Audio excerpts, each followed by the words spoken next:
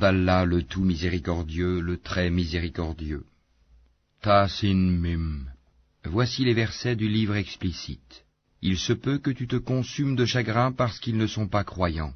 Si nous voulions, nous ferions descendre du ciel sur eux un prodige devant lequel leurs nuques resteront courbées. Aucun nouveau rappel ne leur vient du tout miséricordieux sans qu'ils ne l'esquivent. Et ils ont traité de mensonge tout ce qui leur vient du Seigneur, il leur viendra bientôt des nouvelles de ce dont ils se raillent. N'ont-ils pas observé la terre, combien nous y avons fait pousser de couples généreux de toutes sortes? Voilà bien là une preuve, et la plupart d'entre eux ne croient pas. Et ton Seigneur est en vérité, lui, le Tout-Puissant, le très miséricordieux. Et lorsque ton Seigneur appela Moïse, rends-toi auprès du peuple injuste, auprès du peuple de Pharaon, ne craindront-ils pas Allah? Il dit, Seigneur, je crains qu'il ne me traite de menteur, que ma poitrine ne se serre et que ma langue ne soit embarrassée. Mande donc à Aaron. Ils ont un crime à me reprocher, je crains donc qu'ils ne me tuent. Mais Allah lui dit, jamais, allez tous deux avec nos prodiges, nous resterons avec vous et nous écouterons. Rendez-vous donc tous deux auprès de Pharaon, puis dites, nous sommes les messagers du Seigneur de l'univers, pour que tu renvoies les enfants d'Israël avec nous. Ne t'avons-nous pas, dit Pharaon, élevé chez nous tout enfant, et n'as-tu pas demeuré parmi nous des années de ta vie? Puis tu as commis le méfait que tu as fait en dépit de toute reconnaissance. Je l'ai fait, dit Moïse, alors que j'étais encore du nombre des égarés. Je me suis donc enfui de vous quand j'ai eu peur de vous, puis mon Seigneur m'a donné la sagesse et m'a désigné parmi ses messagers. Est-ce là un bienfait de ta part que tu me rappelles avec reproche alors que tu as asservi les enfants d'Israël? Et qu'est-ce que le Seigneur de l'univers, dit Pharaon? Le Seigneur des cieux et de la terre et de ce qui existe entre eux, dit Moïse, si seulement vous pouviez en être convaincus. Pharaon dit à ceux qui l'entouraient, n'entendez-vous pas? Moïse continue, votre Seigneur est le Seigneur de vos plus anciens ancêtres. Vraiment, dit Pharaon, votre messager qui vous a été envoyé est un fou.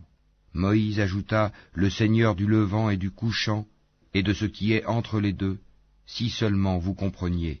Si tu adoptes, dit Pharaon, une autre divinité que moi, je te mettrai parmi les prisonniers. Et même si je t'apportais, dit Moïse, une chose, une preuve évidente, apporte-la, dit Pharaon, si tu es du nombre des véridiques. Moïse jeta donc son bâton, et le voilà devenu un serpent manifeste. Et il tira sa main, et voilà qu'elle était blanche, étincelante à ceux qui regardaient. Pharaon dit aux notables autour de lui, voilà en vérité un magicien savant. Il veut par sa magie vous expulser de votre terre, que commandez-vous? Ils dirent, remets-les à plus tard, lui et son frère, et envoie des gens dans les villes pour rassembler, et amener tout grand magicien savant. Les magiciens furent donc réunis en rendez-vous au jour convenu, et il fut dit aux gens, est-ce que vous allez vous réunir, afin que nous suivions les magiciens si ce sont eux les vainqueurs? Puis lorsque les magiciens arrivèrent, ils dirent à Pharaon, y aura-t-il vraiment une récompense pour nous si nous sommes les vainqueurs? Il dit, oui, bien sûr, vous serez alors parmi mes proches. Moïse leur dit, jetez ce que vous avez à jeter. Ils jetèrent donc leurs cordes et leurs bâtons et dirent, par la puissance de Pharaon, c'est nous qui serons les vainqueurs. Puis Moïse jeta son bâton et voilà qu'il happait ce qu'ils avaient fabriqué. Alors les magiciens tombèrent prosternés, disant, nous croyons au Seigneur de l'univers, le Seigneur de Moïse et d'Aaron. Pharaon dit, avez-vous cru en lui avant que je ne vous le permette? En vérité, c'est lui votre chef qui vous a enseigné la magie. Eh bien, vous saurez bientôt, je vous couperai sûrement mains et jambes opposées, et vous crucifierez tous. Ils disent, il n'y a pas de mal, car c'est vers notre Seigneur que nous retournerons. Nous convoitons que notre Seigneur nous pardonne nos fautes pour avoir été les premiers à croire. Et nous révélâmes à Moïse ceci, pars de nuit avec mes serviteurs, car vous serez poursuivis. Puis Pharaon envoya des rassembleurs dire dans les villes, ce sont en fait une bande peu nombreuse, mais ils nous irritent, tandis que nous sommes tous vigilants. Ainsi nous les fîmes donc sortir des jardins, des sources, des trésors et d'un lieu de séjour agréable. Il en fut ainsi, et nous les donnâmes en héritage aux enfants d'Israël. Au lever du soleil, ils les poursuivirent. Puis quand les deux parties se virent, les compagnons de Moïse dirent, nous allons être rejoints. Il dit, Jamais, car j'ai avec moi mon Seigneur qui va me guider. Alors nous révélâmes à Moïse, frappe la mer de ton bâton. Elle se fendit alors, et chaque versant fut comme une énorme montagne. Nous fîmes approcher les autres, Pharaon et son peuple, et nous sauvâmes Moïse et tous ceux qui étaient avec lui. Ensuite, nous noyâmes les autres. Voilà bien un prodige, mais la plupart d'entre eux ne croient pas. Et ton Seigneur, c'est en vérité lui le Tout-Puissant, le très miséricordieux. Et récite-leur la nouvelle d'Abraham. Quand il dit à son père et à son peuple, « Qu'adorez-vous » Ils dirent, « Nous adorons des idoles et nous leur restons attachés. » Il dit, « Vous entendent-elles lorsque vous les appelez? Ou vous profitent-elles? Ou vous nuisent-elles » Ils dirent, « Non, mais nous avons trouvé nos ancêtres agissant ainsi. » Il dit, « Que dites-vous de ce que vous adoriez, vous et vos vieux ancêtres? Ils sont tous pour moi des ennemis, sauf le Seigneur de l'univers, qui m'a créé, et c'est lui qui me guide, et c'est lui qui me nourrit et me donne à boire, et quand je suis malade, c'est lui qui me guérit, et qui me fera mourir, puis me redonnera la vie, et c'est de lui que je convoite le pardon de mes fautes le jour de la rétribution. Seigneur, accorde-moi sagesse et savoir, et fais-moi rejoindre les gens de bien. Fais que j'ai une mention honorable sur les langues de la postérité, et fais de moi l'un des héritiers du jardin des délices. Et pardonne à mon père, car il a été du nombre des égarés, et ne me couvre pas d'ignominie le jour où l'on sera ressuscité, le jour où ni les biens ni les enfants ne seront d'aucune utilité, sauf celui qui vient à Allah avec un cœur saint. On rapprochera alors le paradis pour le pieux, et l'on exposera aux errants la fournaise, et on leur dira, où sont ceux que vous adoriez, en dehors d'Allah? Vous secourent-ils ou se secourent-ils eux-mêmes? Ils y seront donc jetés pêle-mêle, et les errants aussi, ainsi que toutes les légions d'Iblis. Ils diront, tout en s'y querellant, par Allah nous étions certes dans un égarement évident, quand nous faisions de vous les égaux du Seigneur de l'univers. Ce ne sont que les criminels qui nous ont égarés, et nous n'avons pas d'intercesseurs, ni d'amis chaleureux. Si un retour nous était possible, alors nous serions parmi les croyants. Voilà bien là un signe. Cependant la plupart d'entre eux ne croient pas. Et ton Seigneur, c'est lui vraiment le puissant, le très miséricordieux. Le peuple de Noé traita de menteurs les messagers. Lorsque Noé leur frère leur dit, « Ne craindrez-vous pas Allah? Je suis pour vous un messager digne de confiance. Craignez Allah donc et obéissez-moi. Et je ne vous demande pas de salaire pour cela, mon salaire n'incombe qu'au Seigneur de l'univers. Craignez Allah donc et obéissez-moi. » Ils dirent, « Croirons-nous en toi alors que ce sont les plus vils qui te suivent ?» Il dit, « Je ne sais pas ce que cela faisait. Leur compte n'incombe qu'à mon Seigneur, si seulement vous êtes conscients. Je ne suis pas celui qui repousse les croyants. Je ne suis qu'un avertisseur explicite. » Ils dirent, « Si tu ne cesses pas, Noé, tu seras certainement du nombre des lapidés. » Il dit, « Ô mon Seigneur, mon peuple me traite de menteur. Tranche donc clairement entre eux et moi, et sauve-moi ainsi que ceux des croyants qui sont avec moi. » Nous le sauvâmes donc de même que ceux qui étaient avec lui dans l'arche, pleinement chargés. Et ensuite nous noyâmes le reste, les infidèles. Voilà bien là un signe, cependant la plupart d'entre eux ne croient pas. Et ton Seigneur, c'est lui vraiment le puissant, le très miséricordieux. Les Ahad traitèrent de menteurs les envoyés. Et quand Houd, leur frère, leur dit, « Ne craindrez-vous pas Allah?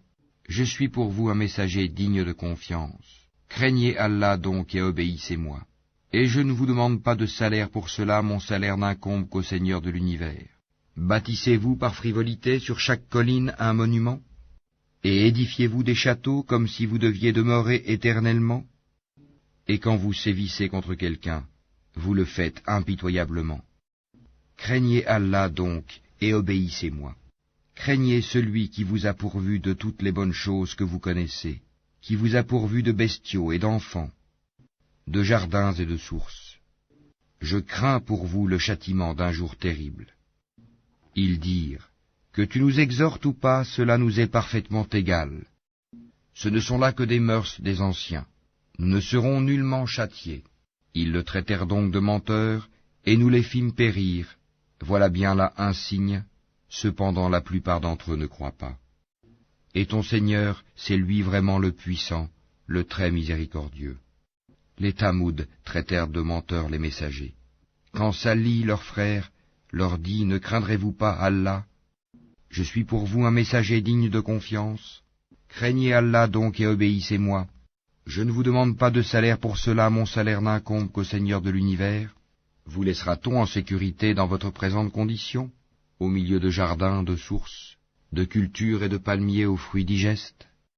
Creusez-vous habilement des maisons dans les montagnes? Craignez Allah donc et obéissez-moi. N'obéissez pas à l'ordre des outranciers, qui sèment le désordre sur la terre et n'améliorent rien. Ils dirent, tu n'es qu'un ensorcelé, tu n'es qu'un homme comme nous, apporte donc un prodige si tu es du nombre des véridiques.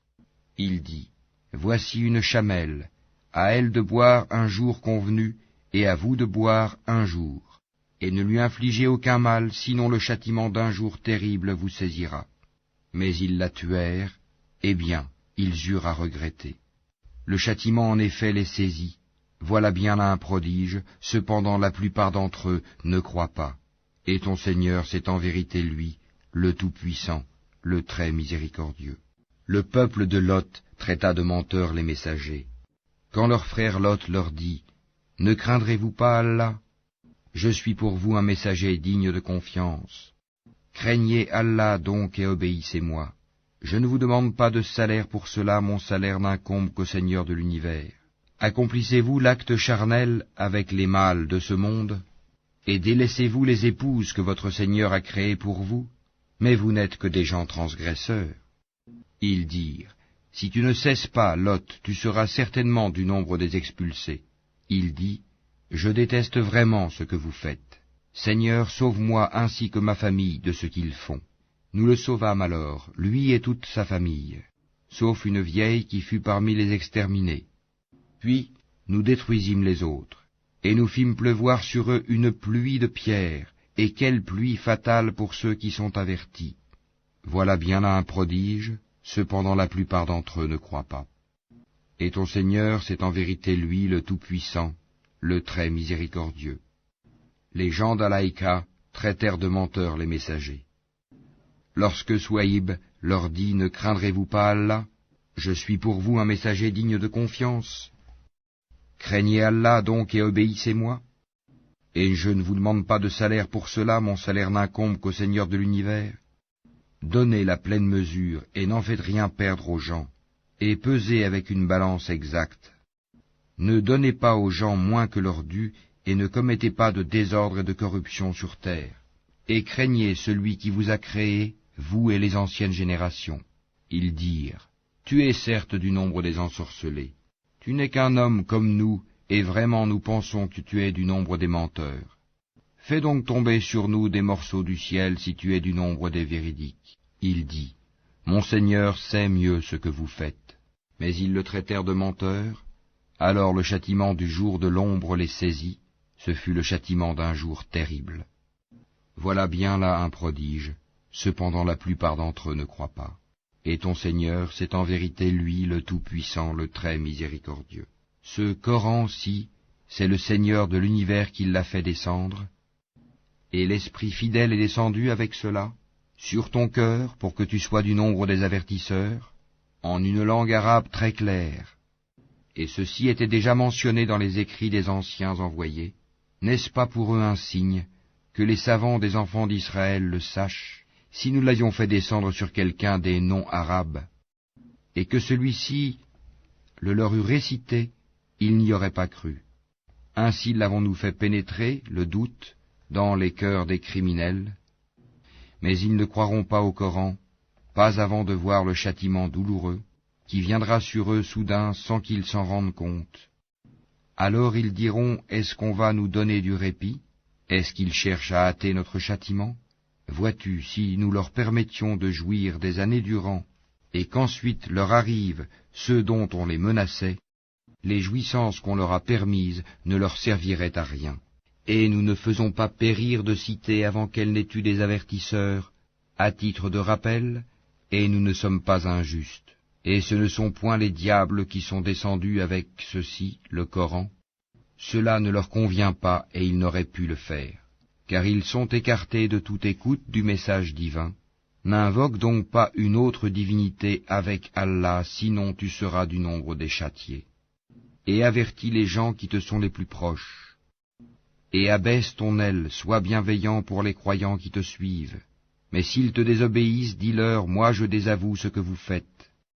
Et place ta confiance dans le Tout-Puissant, le Très Miséricordieux, qui te voit quand tu te lèves, et voit tes gestes parmi ceux qui se prosternent. C'est lui vraiment l'audient, l'omniscient. Vous apprendrai-je sur qui les diables descendent? Ils descendent sur tout calomniateur, pécheur. Ils tendent l'oreille, cependant la plupart d'entre eux sont menteurs. Et quant aux poètes, ce sont les égarés qui les suivent. Ne vois-tu pas qu'ils divaguent dans chaque vallée, et qu'ils disent ce qu'ils ne font pas, à part ceux qui croient et font de bonnes œuvres, qui invoquent souvent le nom d'Allah et se défendent contre les torts qu'on leur a faits, les injustes verront bientôt le revirement qu'ils éprouveront.